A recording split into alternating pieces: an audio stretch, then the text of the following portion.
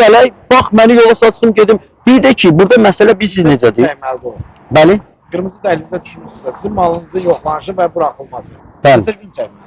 Yəni, qabaq o 3 gün idi, sonra saatlar daha çox idi. 3 gün idi. Köhnə sistemlə işləyirlər. 24 saat ərzində bu təyin olmalı, baxılmalıdır. Amma yenə də məsələ nədir? Diqqət edin. Əgərləri bütün sahibkarlara, bax, bu məktub kimi, gəlin belə götürək ki, bütün sahibkarlara bu məktub verilsə, cənab prezident, mən çox üzr istəyirəm, xahiş edirəm sizdən, bizə kömək edin, mənə kömək edin şəxsən. Mənim kimi sahibkarlar orada var, danışa bilmirlər.